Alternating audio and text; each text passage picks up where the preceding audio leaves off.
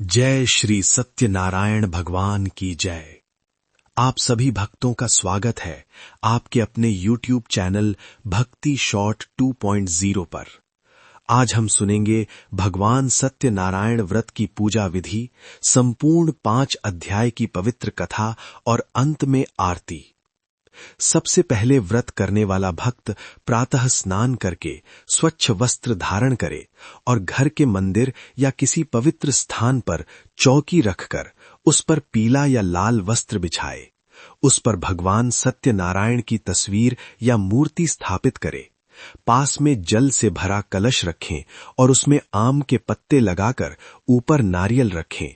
भगवान को रोली, अक्षत, फूल, तुलसी पत्र, धूप, दीप, फल, पंचामृत और नैवेद्य अर्पित करें तथा गेहूं के आटे, घी और शक्कर से बना प्रसाद, हलवा या शिरा चढ़ाएं। इसके बाद भगवान गणेश का स्मरण करके श्री सत्यनारायण भगवान का ध्यान करते हुए व्रत का संकल्प लें और कथा आरंभ करें। पहला अध्याय। एक समय नारद मुनि पृथ्वी लोक में भ्रमण कर रहे थे। उन्होंने देखा कि कलयुग में मनुष्य अनेक दुखों, कष्टों और परेशानियों से घिरे हुए हैं। ये देखकर वे वैकुंठ धाम पहुंचे और भगवान विष्णु से पूछा कि हे प्रभु, कलयुग में मनुष्य अपने दुखों से कैसे मुक्त हो सकता है और उसे सुख तथा शांति कैसे प्राप्त हो सकती है। तब भगवान विष्णु ने कहा कि जो भी श्रद्धा और सच्चे मन से सत्यनारायण भगवान का व्रत और कथा करेगा, उसके सभी दुख दूर हो जाएंगे और उसके जीवन में सुख, शांति और समृद्धि का वास होगा। इस व्रत को किसी भी शुभ दिन किया जा सकता है और इसमें भगवान की पूजा, कथा और प्रसाद का विशेष महत्व है। दूसरा अध्याय। काशी नगरी में एक गरीब ब्राह्मण रहता था जो अत्यंत निर्धन था और भिक्षा मांगकर अपना जीवन चलाता था।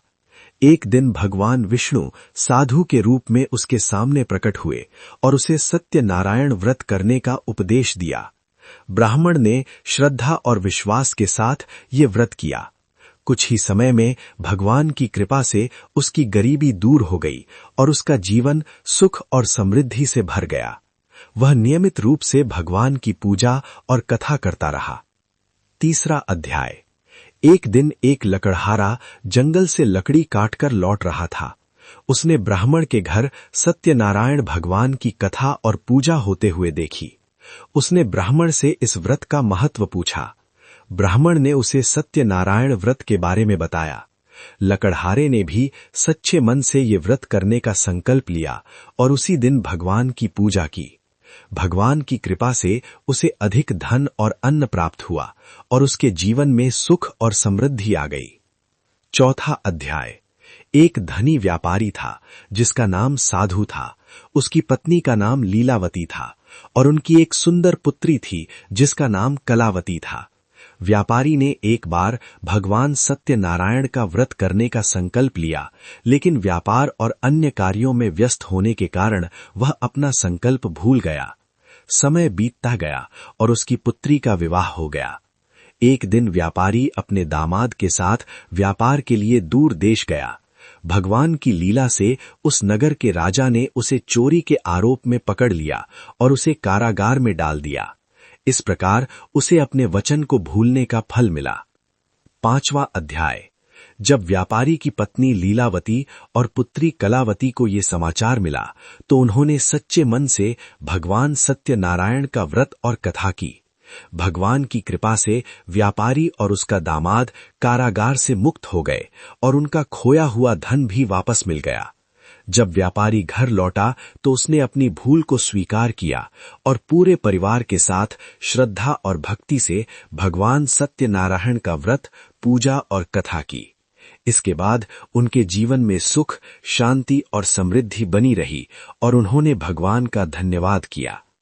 इस प्रकार जो भी भक्त सच्चे मन से भगवान सत्यनारायण का व्रत, पूजा और कथा करता है, उसके जीवन के सभी दुख दूर होते हैं और भगवान उसकी सभी मनोकामनाएं पूर्ण करते हैं। अब सभी भक्त मिलकर भगवान की आरती करें। ओम जय लक्ष्मी रमणा, स्वामी जय लक्ष्मी रमणा, सत्यनारायण स्वामी जन पातक हरणा, भक्त जनों के संकट क्षण में दूर करें। ओम जय लक्ष्मी रमणा।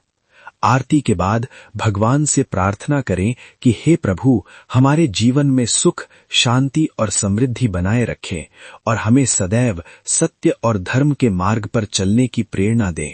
इसके बाद प्रसाद सभी भक्तों में बांटें। अगर आपको ये पवित्र कथा अच्छी लगी हो तो वीडियो को लाइक करें, चैनल भक्ति शॉर्ट 2.0 को सब्सक्राइब करें और भगवान का आशीर्वाद पाने के लिए कमेंट में जय श्री सत्यनारायण भगवान की जय अवश्य लिखें। जय श्री सत्यनारायण भगवान की जय।